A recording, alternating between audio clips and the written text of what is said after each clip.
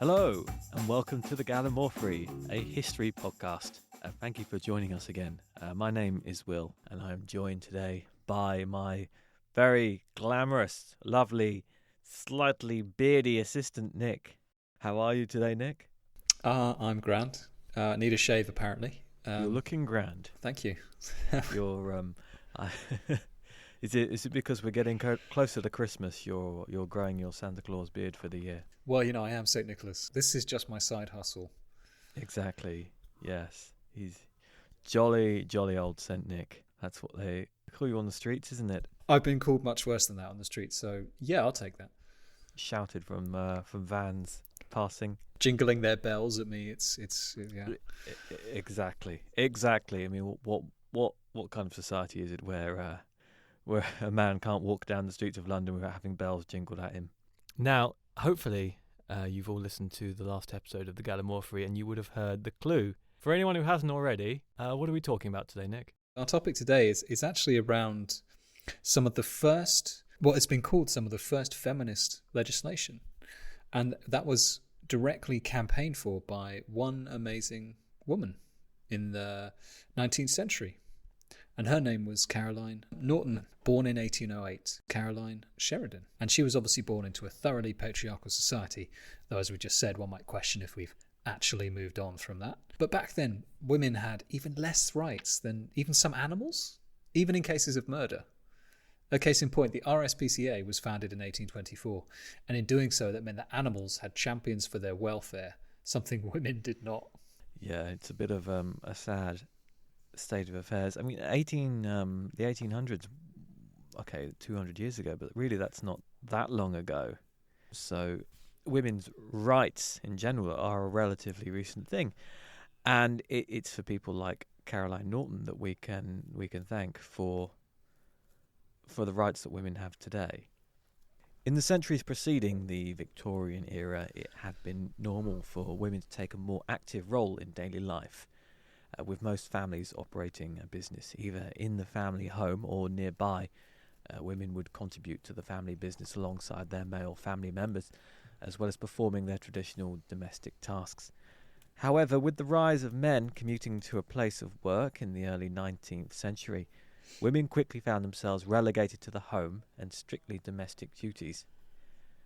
Married men and women came to find themselves living parallel lives, being together only during the morning and evening meals, while spending their days performing the tasks society deemed suitable for them.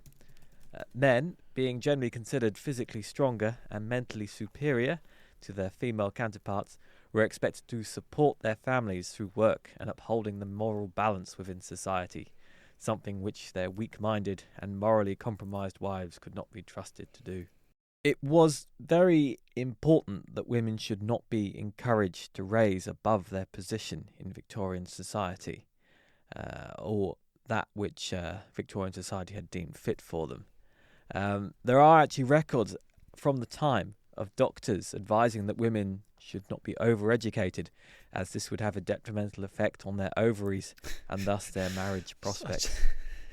I'm sorry, it's insanity, isn't it? It is ludicrous, isn't it? Because some of these sort of opinions which were being presented as scientific fact, you have to wonder, like, what were these people thinking? Where do you get a stupid idea like, women being educated damages their ovaries? It's just... I mean, to be fair, a lot of men have their brain cells downstairs, so maybe they sort of thought it's the same for women. But I mean, it's just like, how do you even test that? How do you measure that? And sorry, I just want to clarify, we keep referring to the Victorian era, which she did live in. However, she also lived through a number of different monarchs. In fact, when she was born in 1808, it was George III on the throne. Then George IV came along. Then Willie IV. Finally, Victoria, who would be her last queen. I always liked that William IV. I don't know much about him, but I get the impression. Can you put your finger on it? I'm not sure. Maybe it's because he was the fourth. Four, that's a good number, isn't it? I'm not sure what else it would be. Right. But yes, so as we said, Norton herself was an author, which weirdly enough was one of the more accepted forms of employment for women because it meant they could stay at home and write whilst looking after the kids. And she herself came from a family of Irish poets and writers, so she had a great literary history in her family. She was the granddaughter of the playwright and politician Richard Brinsley Sheridan. But of course, despite writing all these amazing works, her husband, we'll go into detail in a minute, would legally own all the copyright and thus any earnings simply because he was her husband. It's this weird legal thing in Victoria, not just in Victorian society, but in the 19th century, where when a woman became married, she sort of legally ceased to exist. Yeah, it was a bit of a sad state of affairs, at least from a modern perspective, that as far as society at the time was concerned, a woman, as you say, ceased to exist once she was married, and become effectively property of her husband, who would control both her possessions and her body. A husband had the right to control his wife in whatever way he saw fit, with nothing to stop him from physically or sexually assaulting her. I'd actually, just to cut you in there, so there was laws against bodily harm. You couldn't just beat your wife mercilessly, although lots of people did and got away with it. But I think there was a general rule that you could use your fists, but if you started using anything heavier than that, you could face charges. Yeah, which is freaking horrible to think about. I think generally these occurrences would happen within the family home, and the wife would be reluctant to report it for various reasons. But when a woman refused her husband's sexual advances, it would actually be potentially considered grounds for annulment, while a husband could forcefully rape his wife without fear of prosecution. Despite this obvious injustice, Victorian society still believed that men were both morally and intellectually superior, while women were weak, irrational, and incapable of making important decisions. Oh, how times have changed. Norton actually commented on a lot of these disparities between women and men in her works throughout her life. And in one of her books called Stuart of Dunleith, some of her lines written for her male characters convey this quite well. In fact, one of them reads, "Everything that is yours is mine. The clothes you have on, the chains around your neck, the rings you have on are mine. The law don't admit a married woman has a right to a farthing's worth of property." Very unique wedding vow there. Exactly, yeah. It's open to some debate of how effective she was, but she was a recognised campaigner of her day, writing numerous pamphlets and books around the subject of women's rights, effectively. Although, strangely, she did subscribe to the theory of the notion that women were inferior to men, as suggested by the Bible. But she always believed that in law, women should, have parity. So she was a product of her time, but she was also ahead of it in a way, if that makes sense. And she was a very confident, vivacious person, and in fact, she was very striking looking as well. We'll talk about her family in a second, but she almost had a sort of Mediterranean look about her. In fact, Disraeli, a youngster at the time, it's hard to think of Disraeli as being young, you just think of him as being old, nicknamed her Starry Night because of her looks. So Caroline Sheridan was born on the 22nd of March 1808 to Thomas Sheridan and the novelist Carolina Henrietta Callender. As you mentioned, Caroline's father, Thomas, was the only son of the Irish satirist and playwright Richard Brinsley Sheridan.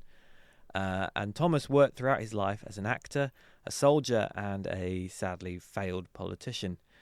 Her mother, Carolina, had been described in her youth as pretty, very sensible, amiable, and gentle, all high accolades for a woman at that time. Thomas sadly died in 1817 while serving as a colonial secretary at the Cape of Good Hope, leaving his family destitute. Fortunately, Prince Frederick, Duke of York and Albany, arranged for Carolina and her 3 daughters to be housed in a grace and favour apartment at Hampton Court Palace. Frederick was the youngest son of George III, then King of Britain, but also an old friend of Carolina's grandfather. Caroline and her sisters came to earn a reputation for their beauty and accomplishments, coming to be known as the 3 Graces. Helen, the eldest sister, became a songwriter, composer, poet and author, as well as a well-known figure in London society. She would marry Commander Price Blackwood, and the youngest sister, Georgiana, became known for her beauty and would marry Edward, the 12th Duke of Somerset. And it's actually also interesting to note that her father, Thomas, would actually be charged for a case of criminal conversation, which is something important to Caroline's story, as we'll find out soon enough. And just to outline what criminal conversation is, it effectively is a euphemistic way of saying someone has slept with your wife. So it's basically adultery. Yeah, I think it's a civil matter though, in that by sleeping with another man's wife, you've effectively devalued her, and with her being possession of her husband, it's for her husband to sue the man who slept with his wife. It's a weird thing when you look back at it, but basically it goes back to women being treated as sort of chattel or possessions. Which brings us on to George Norton, who would become Caroline's husband. So Caroline had a relatively nice enough childhood, and she was schooled at quite well-to-do schools. In fact, she actually met her husband while he was visiting the academy she was attending in Warwick, Surrey, and immediately fell in lust or love, whatever you want to call it, her dark looks captivating him. I'd remind you, at this point, Caroline was only 15, and he was in his 20s. Her mother said, "Hold on a moment, you've got to wait 3 years before you go sniffing around my daughter."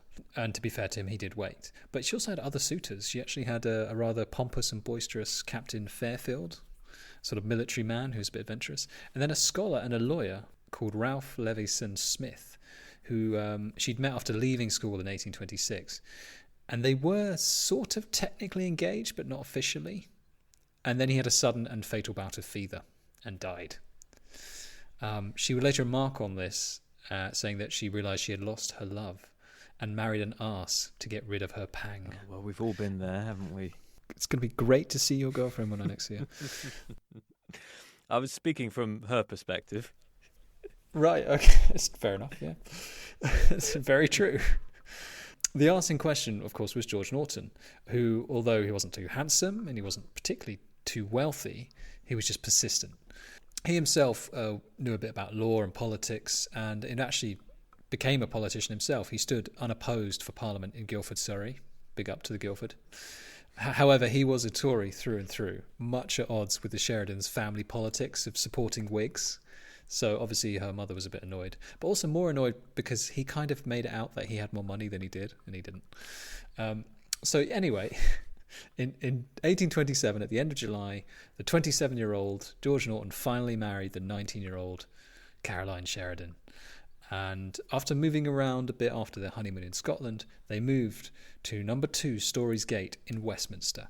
And this would become very key for Caroline because it was right in the heart of all of the action in London. It would enable her to mingle with all members of political and cultural society and become known as a charismatic and outspoken storyteller. Revelling in sort of flirtatious mischief and bucking normal social trends, she was very much a social creature.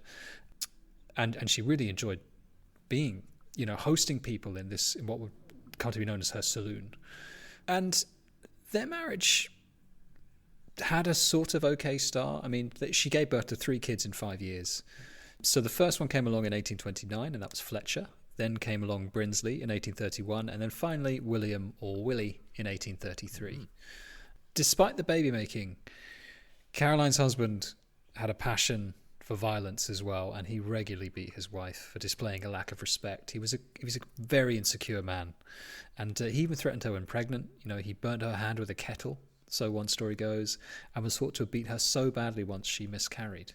As you said, marital violence was all too common, and he just got away with it. Yeah, so he was a bit of a piece of work, really, to keep it polite. He was an utter bastard. Yeah, to keep it less polite. But yeah, yeah, not a very nice man. Caroline, however, was an avid writer, having written a poetry book at just 17 called The Sorrows of Rosalie, which was published anonymously in 1829. They were mostly melancholy in nature, but proved to be a roaring success. The Undying one followed in 1830, proving controversial for its topic, centred on the story of Isabel, the wandering Jew excluded from society. She also contributed to many popular magazines sold at the time and edited them as well. However, in 1830, her husband lost his seat at the election that took place after the death of the monarch George IV. Caroline had great influence in Whig circles, who took power from the Tories, and her husband encouraged her to lobby the Home Secretary to get him a job as a magistrate. Here is where she struck up a friendship with Lord Melbourne, an attractive older widower. He and she wrote frequent letters to each other, and soon he became a regular visitor to Caroline's saloon at Story Gate. Regardless, the goal was achieved, and Norton was given a cushy job of £1,000 a year to judge cases in Lambeth. This works out at about £90,000 a year today. God, it's half a sum, isn't it? It's not bad though, 90 grand a year. It's important to point out that George Norton encouraged her to talk to Melbourne to get him this position. So he encouraged this connection, and then would immediately become jealous of it. But Caroline herself she was known to be a flirtatious host to all visitors, men and women, and her presence and liveliness was often seen as a breath of fresh air, something George hated. He hated that she was more popular than him. And many would come to chat at her saloon and exchange ideas and thoughts, not just politicians, but painters, scholars, all members of society. And she also didn't let her husband's Tory beliefs deter her as she helped electioneer for the passing of many Whig reforms, like the Great Reform Bill of 1832, a massive Whig triumph that expanded the voting pool. And she would also go on to march with trade unions in 1834, who were protesting the arrest of agricultural workers arrested for joining a union. And all through this period, she continued to write plays and books to acclaim, earning a pretty penny from them, whilst rising through social rankings. But as we said, her writing was tinged by the sadness in her own life, of the fact that she was in a very unhappy marriage. But she had 3 children, which she loved more than anything in the world, and it would be one of the driving forces behind her engaging in the further political activity she would go on to do. But by 1835, her personal life had deteriorated so badly, she had to flee to a place called Frampton Court whilst pregnant because Norton was becoming really violent. And after much negotiation, she did agree to return that summer in 1835 to George. Now, this would have a massive impact going forward. Yeah, but meanwhile, her relationship with Melbourne continued. There was no evidence of them having an affair, but plenty of signs, and it was often remarked upon that they were unusually close friends. In Easter of 1836, after being refused an invitation to Frampton Court by her family, and Caroline making it clear that she would go, George took the children away from her, and she was powerless to stop it. Then came the lawyers. And what we mean by lawyers is a case of criminal conversation. Now, we mentioned this with Thomas Sheridan earlier, and this is where Caroline's experience with this incredibly strange and cruel law comes in. So George attempted to sue Lord Melbourne for adultery with his wife. And it's important to point out that Lord Melbourne was the Prime Minister at the time. And Norton was seeking damages amounting to £10,000, which is astronomical in today's money. And the weirdest part of this, even though she was central to the case, she would not have a chance to defend herself or have a voice, despite her words being quoted throughout the trial. In fact, she would write to one of her good friends, Mary Shelley, whom I believe we all know, of Frankenstein fame, deploring this. And she said, "A woman is made a helpless wreath by these laws of men." And under the law at the time, divorce with permission to remarry could only be secured through an Act of Parliament, which was very expensive. And this was something Norton had in mind. He wanted to sort of just get rid of Caroline. And in order to secure the divorce, he'd have to get her basically done for criminal conversation. Legal separation, which heavily favoured the husband, was the most common route people took. And Norton had the money to sort of try this route out. The poor, however, had no chance of getting this, so they just separated illegally and remarried under the radar. One interesting thing about criminal conversation is that if you were the sort of claimant saying this person has sullied my wife, the smallest hint of negligence would deprive you of any remedy. In other words, if your husband didn't guard his wife well, the seducer could be found not at fault.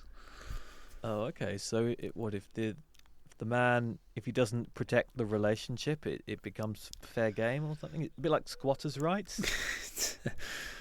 Not really. It's But I thought it was quite interesting. So the press tore into her, parodying her work, spreading malicious gossip, and even using her miscarriage against her. All of her friendships became love affairs for jest. But Melbourne took the brunt of it. He became ill, suffering from stress and delusions of feeling strangled. Not to mention he was publicly embarrassed. I mean, that's the key thing, isn't it? Publicly embarrassed. Publicly embarrassed? I mean, all is aside. I know, Norton may have been smacking his wife around, but Melbourne, he was embarrassed. That's the thing to take from this, isn't it? They wrote to each other, keeping each other informed of the events.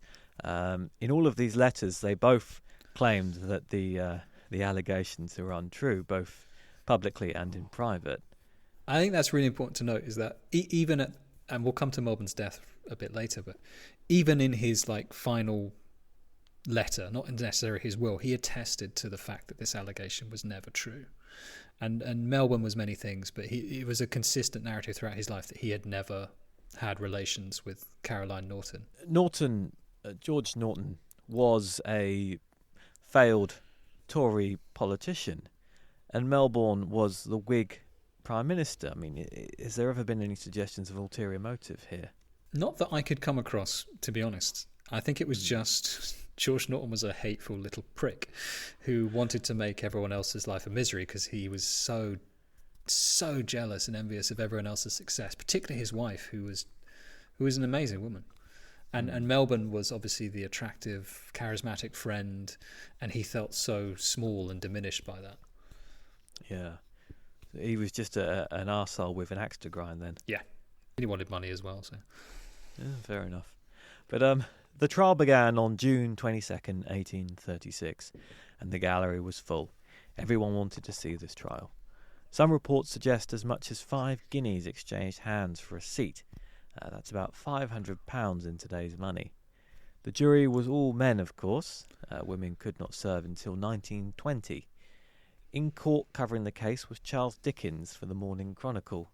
I think he went on to do some other things that you might have heard of. He was already serialising his books at the time. Oh. Yeah, in the papers. It's how authors used to do it, remember? They used to, publish them in papers. Used to be a big draw. Anyway, there was a big parade of witnesses that Norton lined up, including his friends, his neighbours, and the domestic servants who indulged in gossip. Evidence effectively boiled down to a lot of hearsay, like, oh, she had disarray hair in the morning one day. Oh, I saw him put his hand on her shoulder. Oh, she went red in front of him once. It's madness and hearsay. But it just sort of playground gossip then. Essentially, yeah. Is what this whole thing hinged on. Because there's no bang to rights moment where someone walks in and goes, oh, yeah, they're doing it. But the most curious witness who drew attention was an alcoholic former coachman of Norton called John Fluke, who claimed he walked in on Caroline one day, her clothes in disarray, with her thigh visible in the presence of Melbourne, who wasn't actually next to her. He was standing by the fireplace while she was on the floor. He was in the vicinity of her thigh, though. Pretty damning evidence. Oh, the scandal. However, there are some queries over whether he was paid for his testimony by Norton, considering he was an ex-employee with a drink problem, right? Who had been fired. Okay. Needless to say, the trial ended in favour of Melbourne, and he and Caroline were both found innocent. And in the most impactful thing from this, which would have a horrible effect on Caroline as well, was that the acquittal meant George could not divorce Caroline. Right. They had to be married until death. However, he still prevented Caroline from seeing their 3 sons, taking full advantage of the existing laws which automatically gave custody of children to their father.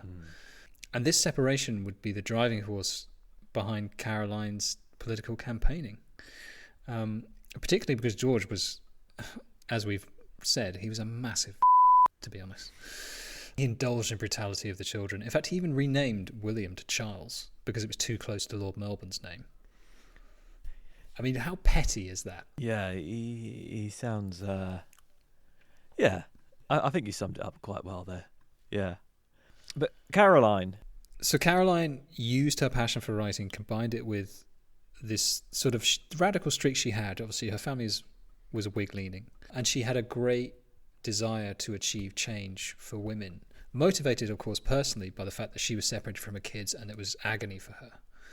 So this led to her writing a pamphlet, the first one titled Observations on the Natural Claim of the Mother to the Custody of Her Infant Children as Affected by the Common Law Right of the Father. So obviously a very snappy title there. Rolls right off the tongue, that one. It was already being formulated in her mind in 1836, the year of the trial. And she had reached out to Mary Shelley, as well as other women affected by the same cruel stance of the law, to draw up her conclusions. Her mother, of course, didn't like this. She found the idea of pamphleteering for a lady most indelicate, and it didn't help that a lot of her friends and family didn't necessarily, although the trial went the way of Caroline, I think they all kind of believed that she had been boning Melbourne on the side. Okay. So the gossip still persisted, even though the trial had found in her favour. Exactly. It didn't let up, and the media weren't very kind to her either.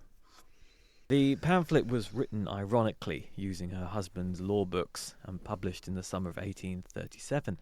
It was circulated privately and argued for children under 7 to stay with their mothers, older ones to be decided in the Court of Chancery. In a strange twist of law, illegitimate children were legally obliged to stay with their mother, whilst married women had no rights. Since 1804, there had been 13 cases involving custody in the court, and all but one of the women who brought them, out of whom there were 7 in total, had lost. The winner won because her husband was being transported to Australia. Pretty inconvenient for him to start looking after the kids then. Yeah, it was there's a bit of a snag there, but I'm generally shocked they didn't just toss them on the boat, given the way that laws are run at those times. I mean, you wouldn't be surprised, would you, if they had wrote no that they can go off to Australia? I'm assuming it was off to a penal colony. No, just a holiday. Oh, no. But anyway, Caroline asked the lawyer and MP Thomas Talford, who had been one of Melbourne's defence lawyers during the criminal trial, and asked him to draw up and introduce the Infant Custody Bill, which appeared in April 1837, before the pamphlet's release, often described as the first feminist piece of legislation. The bill stated it would empower the Lord Chancellor and the judges to make orders relating to the custody of infant children of tender age in cases where the parents are living apart on the application of either of such parents, or on the order of writs or habeas corpus issued at the instance of the father. Again, very snappy, this one. Effectively, what it was asking, because I get the sense you don't know. It's just words, isn't it? Words, and some of them are Latin. It was asking for arbitration in cases where the mother and father were separated, and the father had every right. It was asking for a sort of a neutral arbiter to sort of look at the cases and go, actually, yeah, the mother can have the kids this time, the father can have the kids this time. However, then the king went and died, and in doing so, he ushered in the first female monarch since Queen Anne. We all remember who Queen Anne was, right? It's only been a month. She was Blackbeard's ship. Oh my God, it's Act of Union? I'm sticking with Blackbeard's ship. Okay. Anyway, that lady was Victoria, and it meant the suspension of Parliament and a general election. Because every time a monarch died, then you got a general election. So the bill never got a chance to be debated. And in June 1837, after being separated from her kids for nearly 14 months, George finally conceded and allowed them a meeting after a letter from Caroline had sort of tugged at his heartstrings. But of course, negotiations broke down, as they always did. George Norton was an unreasonable so it was always going to break down. However, whilst Caroline's earnings went to him, he was also responsible for all of her debts. So he was doing everything he could to try and rid himself of this. Through legal separation, he even wrote a letter to the Times without any legal basis, publicly, in massive font, publicly proclaiming he was no longer responsible for her debts. Right. Look, it didn't mean anything, though. Meanwhile, she printed another pamphlet privately and was circulating it to key political figures and friends, and it was called The Separation of Mother and Child by the Law of Custody of Infants. And it was an effort to kickstart the bill that had obviously gone to the wayside with the death of the king. And Talford introduced the bill again in December of that year. And although he found fierce opposition from Tories, one in particular named Sugden, who argued against the right of a mother to her children, even though the bill actually did not seek to limit the power of the husband, but as we've said, allow a neutral arbiter to determine access for the mother as based on their moral character. So the mother had to be good. Sugden, however, played up to the fear of men's rights being reduced and argued it would actually encourage women to just separate willy-nilly from their husbands. No, we don't want that, do we? Oh, it's a floodgate fallacy, isn't it? Yeah. Yeah, it's older than you think it is. It's a lot older than this. Others suggested it could lead to adultery, and many said it was unchristian. However, the bill did pass in the Commons by quite a big majority, actually, 91-18. However, it was cast down in the Lords by 2 votes in July 1838. Strangely, one of their key voters against it was Lord Brougham, who had fought so hard for the Great Reform Bill only years earlier. But of course, this didn't stop Caroline. No, so after this initially failed, she kept up her lobbying, producing a plain letter to the Lord Chancellor on the Infant Custody Bill in 1839. She faced a barrage of attacks against her, many sordid suggestions around her private life, using her feminine wiles to get through immoral legislation. She was even said to be after the destruction of the foundation of marriage.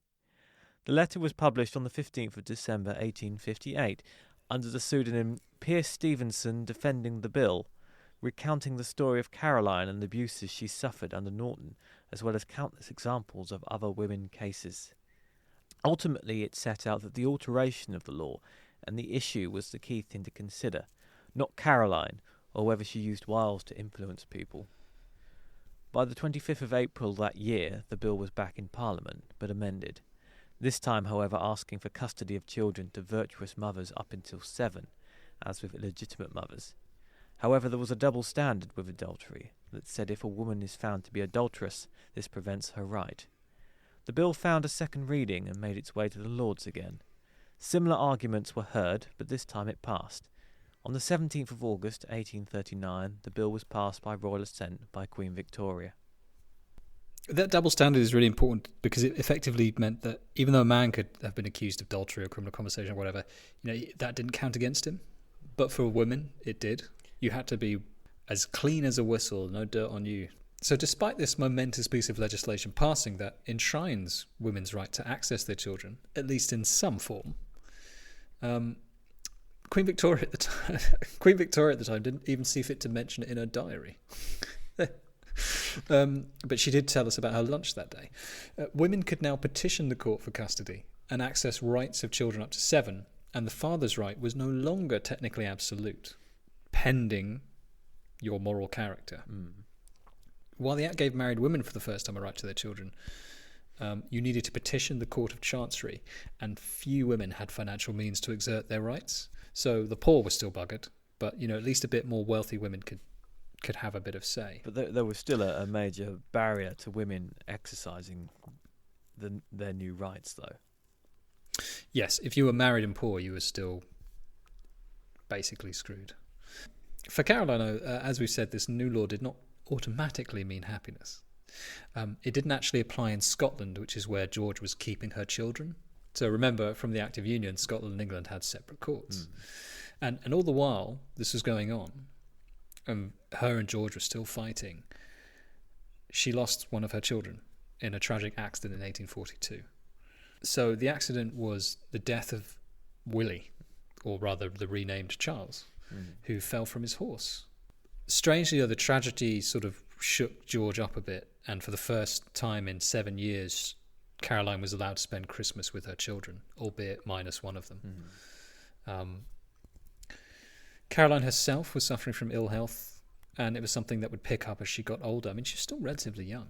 She was in her mid-30s, she was 34, but she did then return to London, which lifted her spirits, and because she had access to her children to a degree now, she sort of regenerated herself a little bit.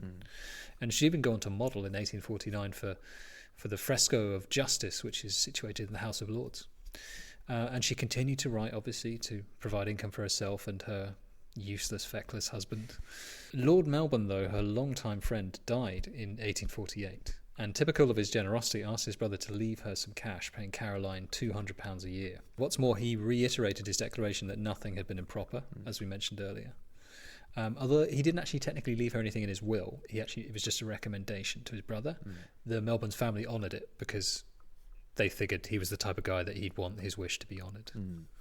And just to point out that this is a few years after the bill has gone through now, but even though George and Caroline had separated back in 1836, just to give you an example of how petty he is, because I just remembered this, not only did he barely give her any money, constantly skimped on her allowance, he didn't actually return any of her belongings, including clothes that he had taken in 1836. That's how petty he was. It's incredibly petty. She didn't really care about material goods, which is also because she was well enough off and well connected enough to be able not to. But her love for her children was one of the driving forces of her life.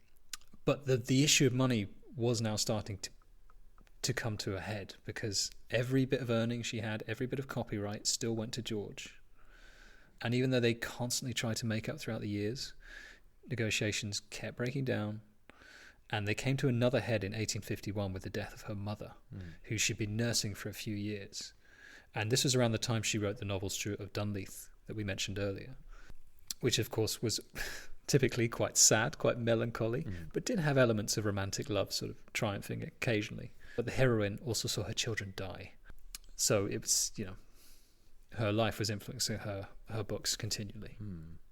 The death of Mrs. Sheridan complicated matters, because it meant George inherited her property, and although Caroline was due an annual allowance of £480, which is about £40,000 a year today, George reduced this to the point creditors of Caroline sued him in 1853. The chief plaintiff was a carriage builder, and although George had signed a document saying he'd pay his wife's debts, he then argued that a man couldn't sign such a document with his wife. The case was heard in August 1853, on the 18th, at Westminster County Court. By this point, Caroline was in her mid-40s, with over half her marriage spent in a bitter feud, 26 years in total. George Norton used the money left by Melbourne for Caroline in his will, after his passing, as an excuse not to pay her, and proof of her infidelity he challenged years ago. Strangely, unlike the actual trial involving infidelity, Caroline was able to contest her innocence legally as a matter of legal record. Caroline won the court over with her testimony and grace, but regardless she lost on a technicality, due to the expense being incurred before any contracts were signed between them. Accepting the verdict, Caroline said, as she always did quite eloquently, "I do not ask for my rights. I have no rights. I have only wrongs." Norton responded with shouty threats, further endearing himself to the crowd. But it led to her second act of campaigning, really.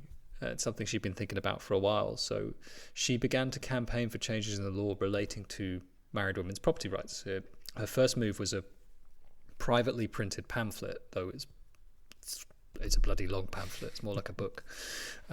English Laws for Women in the 19th Century. Titles are getting snappier, though. You're definitely improving there. And it came out in 1854, in which she used her own grievances, and in quite some gruesome detail. So she recounted all the abuse she suffered firsthand at the hands of George, to persuade Parliament to protect the property and income of married women. And she ended the pamphlet by writing, "I really suffered the extremity of earthly shame without deserving it. I lost my young children and came too late to see one who died a painful death, except in his coffin." So really hard-hitting stuff. Meanwhile, her surviving children were sort of thriving. Bryn, her younger son, had ended up in Italy getting hitched to a local peasant girl named Mariuccia. By 1855, she had 2 grandchildren. So she wrote another letter after this. She'd already written pamphlets influencing bills before, but this one is probably the standout one that history celebrates and remembers her from foremost, and it's called A Letter to the Queen on Lord Chancellor Cranworth's Marriage and Divorce Bill 1855. And this argued the case for property rights for divorced and separated women, suggesting there was one law for men and the rich and another for the poor and women of the world. And to be fair, there was. It was produced in response to the failure of a bill earlier arguing for separated women to be able to hold property, which began life in 1853 after a divorce commission looked into it. But of course, as with most things, it didn't survive the Lords because they objected to it, because it might lead to cheap divorces. They were predicting those Elvis marriages in Vegas, were they? Exactly.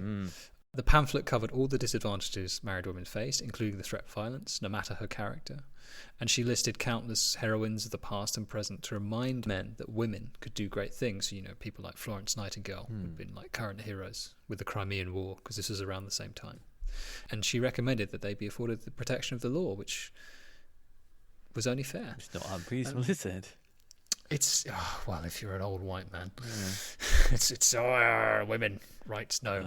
She wasn't alone, though, so Barbara Bodekin would go on to set up the Women's Journal, a very powerful magazine, was a champion of women's rights as well. And she also petitioned Parliament in 1856 on the matter of married women having a right to their earnings. Yeah, so 1856 saw Lord Cranworth bring back the bill, and Caroline used all of her connections and leverage to lobby in its support. Despite opposition from the church and some notable politicians like Gladstone and Sam Wilberforce, the bill passed in 1857 as the Matrimonial Causes Act. Many clauses in the Act were directly influenced by Caroline's pamphlet. These included one which stated that a separated wife was to be regarded as unmarried, which meant that she could control her own finances and property. The new law did not, however, treat men and women on an equal basis. A man could divorce a woman if she was guilty of adultery.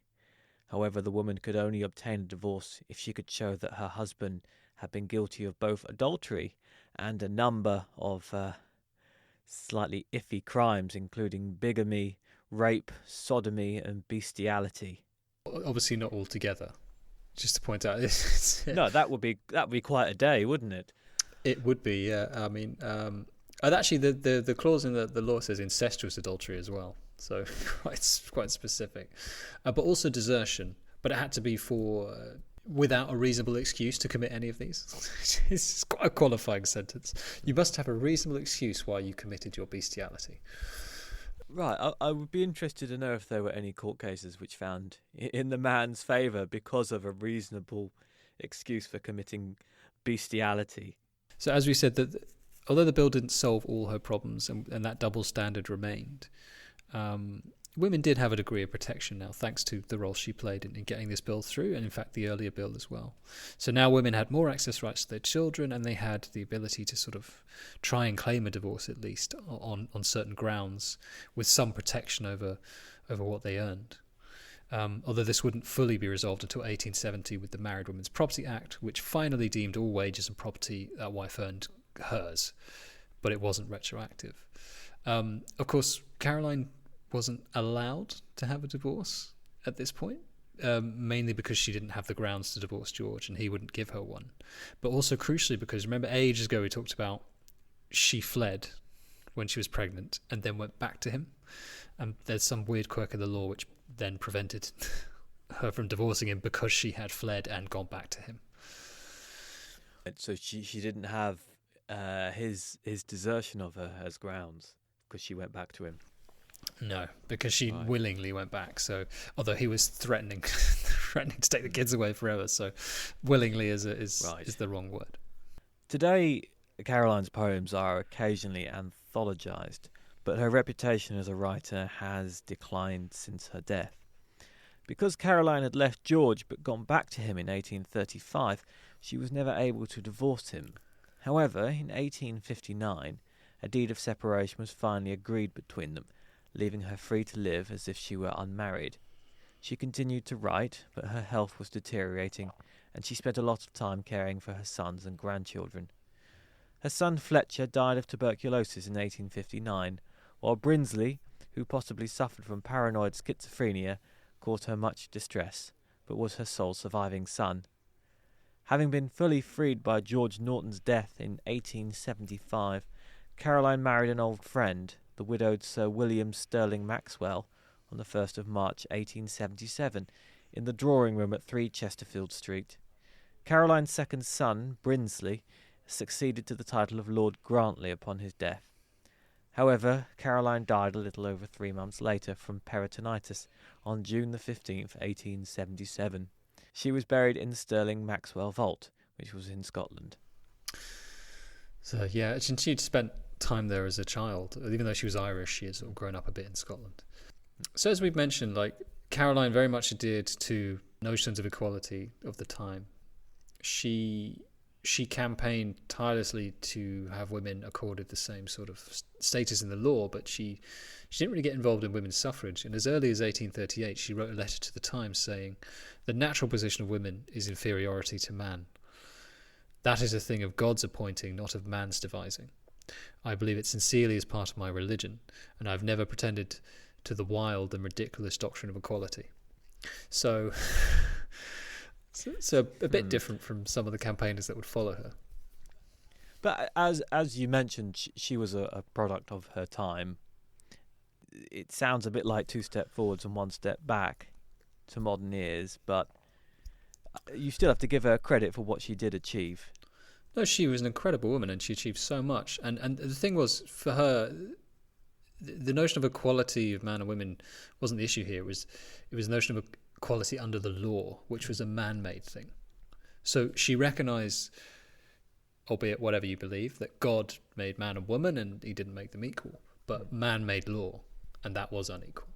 And the principles of justice must apply to male, female, to rich, to poor, and to master and apprentice alike, And these were radical claims at the time. So it wasn't like she was an establishment figure, even though she obviously mingled with people of power. She held what would be argued was radical views. In fact, Melbourne, who was obviously a long-time friend, was a very traditional man, and they often used to have debates and arguments about the position of women in the law and stuff. And he although he would help her over his lifetime, he kind of disagreed with her a lot. But yeah, she refused to accept that the law couldn't be used to sort of help people less fortunate. And she used all her literary brilliance to sort of shine a light on that, and her privilege as well. And she realised she was quite aware of her privilege, and she used that to the advantage of women everywhere.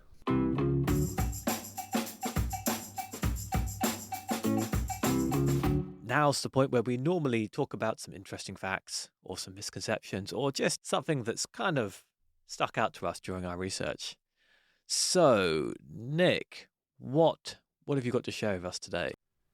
There's a fantastic book written by Antonia Fraser, which is most of my research is based on for this podcast, and I recommend it to everyone. And it's called The Case of the Married Woman. She was actually responsible for unveiling the English Heritage Blue plaque for Caroline in April 2021. And it was unveiled at Caroline's central London home for over 30 years, which is now number 3 Chesterfield Street in Mayfair. Yeah, it's obviously a topic that was close to Antonia Fraser's heart. It's always sort of slightly disappointing when you realise it takes so long for somebody's deeds to be, acknowledged. April 2021 seems very late to be, unveiling a plaque for someone like Caroline Norton. But I suppose we got there in the end. And I mean, I guess she's not one of the bigger names when it comes to the sort of the evolution of women's rights in Britain. I think that's exactly right. She, as an author, she's also kind of faded into the background as well, and she wrote some interesting books and some really lovely poetry. It's all very melancholy, but yeah, she's largely sort of forgotten for her efforts to get these bills over the line, because she was one of many voices. And in fact, she says herself, she wrote in 1851, "We are all ants moving our grains of sand to make a roadway, and by little and little the roadway will be seen, plain, broad and direct, though the ants were swept away unnoticed," alluding to the fact that change is the result of lots of people working together to influence the world. So yeah, she was quite a miracle lady.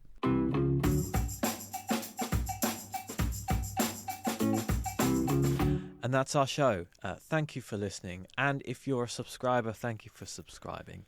Please do continue to listen. We have a whole backlog of episodes if you're new to us. So please do go and catch up on us.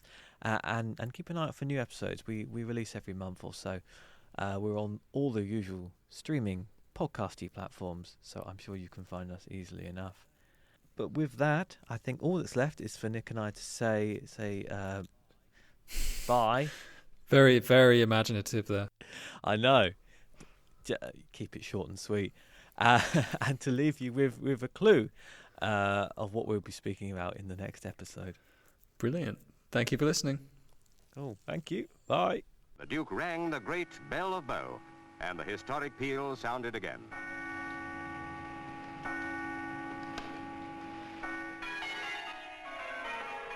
Apples and pears, Rosie Lee. a dolly cart. I'm not having no more of this pony, mate.